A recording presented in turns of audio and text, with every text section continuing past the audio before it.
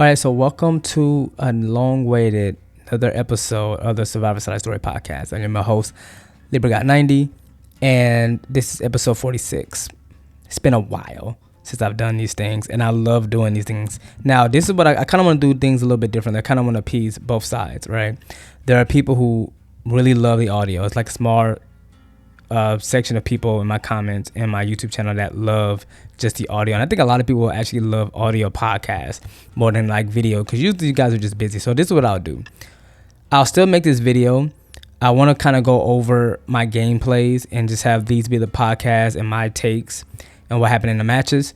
And if you just like the audio version of it, I'm just going to kind of detail it on both sides. That way people can understand who are just listening, and those who are watching, obviously you can see what happened, if that makes sense. Okay. I appreciate you guys watching, even if it's just like two people. Shout out to Midas and Nell, Bob, and Katana. I appreciate you guys for supporting the channel, and everyone else as well too. Now, in this match, I'm just going to tell you right now, I did not care really doing gens. My goal is not to do gens. Look at my build. If you're just listening, let me tell you what my build is. It is Diversion, which is called AKA Pebble. It is called Windows Opportunity, which you don't have to use, but I like to use it. Quick and Quiet, and Head On. Now, my goal was to distract the killer while people are doing gens, because with Diversion within 20 meters, you can actually distract the killer by making sounds, and they'll get a noise notification, like an explosion, scratch marks to be nearby. Now, I tried to jump out the locker, but my camera angle was a little bit like too late, and I didn't think the killer was going to just immediately open it. There's times I try to literally open the locker before the killer grabs me, and I don't know if it's like a bug or not, honestly.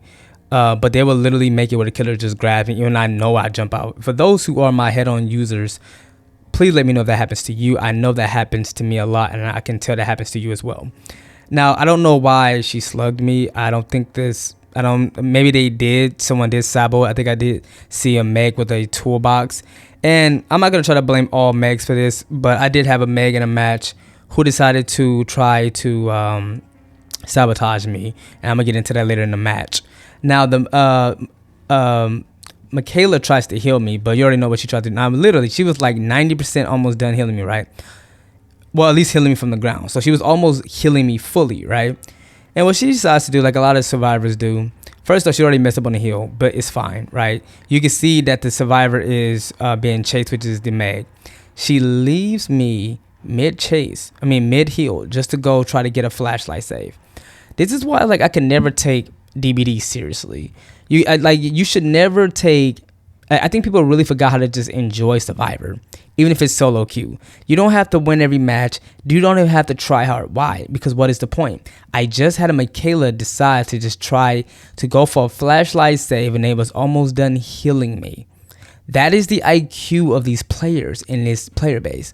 And see, and if you message them, it don't matter if you were nice about it or not. They don't care. They don't care, right? See, they only care when you're not doing gens for them. They only care if you're not healing them. But if you need them to reciprocate the same energy, they don't care. So why do I have to care about trying to win when no one's on gens? We got people trying to run around, get flashlight saves when they could have just fully healed me. Why? Why can't I just, like, if you can't beat them, join them, right? I just want to jump into the locker and have fun. But or people get upset when you bring self-care. Can you see what? Now, for those who are just listening, the Michaela literally was almost fully done healing me, and said I'm about to run over there and try to get a flashlight save, just to still get on the hook at the same time. But if I bring self-care, I'm being selfish, right? If I bring self-care, that's such a new perk. See, I can tell either these killer men don't play Survivor like that, or they don't main solo queue, or they don't care. Right, because anybody who mains solo queue for real, you understand why people bring self-care, right? So I throw a pebble just to try to distract them, right?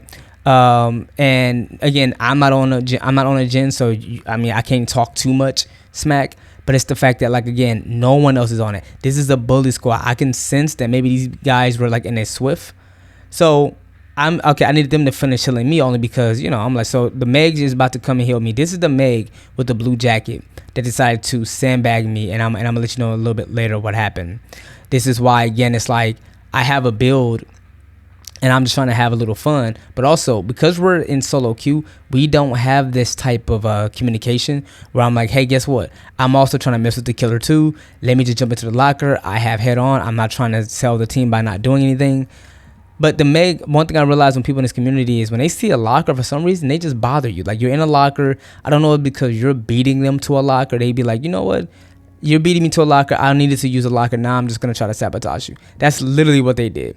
So now almost the entire team is done, right? You got the Meg that just healed me is on the ground. The other Meg is on a hook. I'm about to go get her right now, right? And we got one in a dying state. And I go and I'm just about to probably try to hide inside this locker because my goal is to mess with the killer. So I throw the pebble, right, just to try to get distractions, right? Again, just trying to have a little fun. I kind of wish I had. What is that build? Sabo. Sabo is really fun. I think Sabo really pisses off killer because especially they've been having like a long match all day and they haven't really got many hooks, and then you take that away from them. That is so funny when it happens. So I finally decided to jump on the gen, right? We still have 5 gens. We got the Meg, who was about to sabotage me a little bit later, on the ground. She gets picked up. The Michaela's being chased. I think Michaela's been hooked once. I think I can see it. And I'm just trying to knock out this gen. Somebody must have used that one perk where I forgot. That perk where that came with a Sable where you do the ritual in the basement and then it knocks down like I think 40%. I don't know of the gen or whatever. Please correct me if I'm wrong. I don't play this game like that. So I'm just doing a gen. But again, my goal is to mess with the killer. So I'm just knocking it out, doing a gen. And then Michaela is actually dead now. She got hooked for the last time. Now, I know the killer has to come by me because I play a little bit killer. I know that they can see when the generator is being worked on. They can see how much progression it has. So I'm just waiting on it. And I'm just chilling. Now, I'm looking around because I'm trying to still catch with the head on. That's my goal. I do not care if you win or lose this match. Okay? So I'm just looking around. I see no one else is on a gen. It was literally just me. Again, still at 5 gens. Believe it or not, you still got killers that will slug at 5 gens. Knowing that we have not one gen, they don't have to worry about. If we lose somebody early match and no gens is done, we're not winning that game in a 3v1 and there's no gens done. Like the killer's not chasing anybody long enough. It's just not happening. So the Meg jumps on with me, right? But I hear the spirit coming, so I jump in. Now this is where a sabotage happened. Now, I thought the Meg left the other direction, but she actually tried to hide back in a locker, and I think she was trying to hide in a locker. This is what these bum ass survivors do. I tried to open the locker myself because she was trying to do that little lock spamming thing, which they need to change. Because even though she kept doing that, I ended up getting a stun anyway. But yeah, that was a bot a bot of a survivor. Just because you try to jump into the locker and I beat you to it, like it's like me using the bathroom. If I'm in a bathroom, I'm in a bathroom. Wait till I'm done. Knock on the door, ask, hey, is somebody in there? I'll say, yeah, I'm almost done in a minute, and then that's it. You don't continue to pull on the locker just because you're mad. This is what I'm saying. See, killers say stuff like, oh, well, you guys get all of this stuff at Survivor. This game is boring for Survivor. And this game is frustrating for killer. Like I think that's accurately right. That can be described. It's boring for Survivor when you go against meta killers and boring killer anti-loop killers and killers using the same thing. And mind you, we're on the new reworked map of Ormond, by the way, for those who aren't seeing it. Definitely be on Spotify and Apple Podcasts if I have it on there, but definitely be on Spotify if you're just listening. I will post this. I kind of want to build up a following on those, so that way you guys can kind of keep up. Because with YouTube, I have to have it video formatted. So those who are going to watch this on YouTube, you can see what's going on. And those who are just listening, please just listen on those platforms because it just performs better. So I get put on hook. We have Michaela's dead. And we just have 2 of the Meg. I don't know what the other Meg was pretty much doing, but pretty much we were going to lose this game anyway because, again, trying to tell somebody how to play, a lot of survivors don't like that.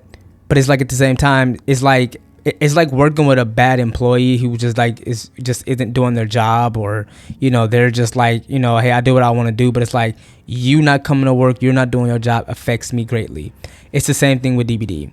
This is why I really don't care that we were losing the match because it's just like, we weren't gonna do anything anyway. These guys came in with the bully mentality. They didn't care. So I said, I'm about to just mess with a totem. I mean, the game is over with.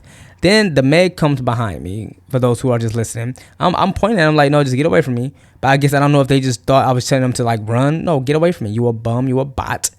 I don't F with you like that. You decide to spam the locker. So I threw a pebble towards that direction because at this point I do not care. You can report me.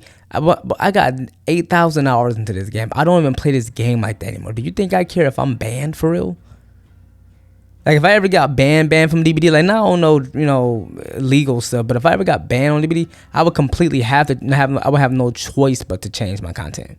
Like I'm trying to keep up. Like the thing with this content making DBD is that I just think with DBD, the thing that sells the most to people to watch are like educational videos on how to get better. I don't think the funny stuff really it helps all that much. You being a funny streamer, I think people just care about trying to, loop the killer still for 5 gens, even though they are literally designing killers that shut down anti-loops.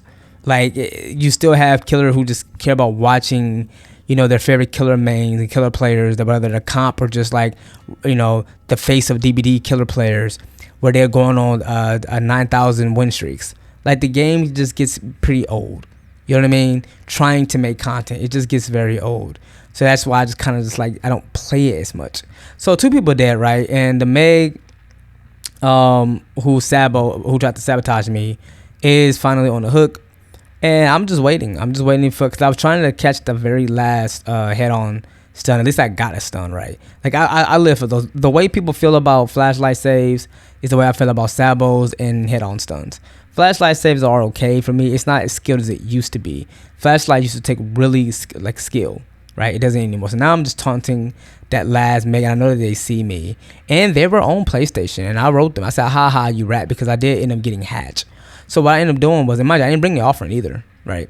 So I just started touching, messing with a totem, acting like I'm about to do something, doing my little teabagging, my little moonwalking and stuff like that. Because again, you are a bot. Survivors, this is what we have to deal with. I always tell people, survivors to me are the worst in the community. Like they're worse than killers. I know killers act out of frustration and they can be dicks, but the ego of survivors, and I'm a survivor, man. I'm not even a killer player. And I'm telling you, the ego on survivors who think they are good and nice at this game, or because you make one mistake, they look down on you, or, oh, well, you won Windows, so you must, all this stuff, man. I tell you, survivors are the worst. I'm sorry. Like, they're because at the end of the day, killer's job is to kill you. So, they don't have to be nice to you. Rather, they slug you out, tunnel you out, whatever. But when it's survivor, they're supposed to help you, and they'll sabotage you just like that Meg did. So I'm just teabagging over the hatch because I know they're watching, and doing my thing, man. But listen, I appreciate you guys watching or just listening. Please let me know if you guys like these. I will continue to still try to do these yet again. But I hope you guys have a blessed day. Hope you guys stay safe out there. If nothing else, enjoy solo queue. All right, man. Peace.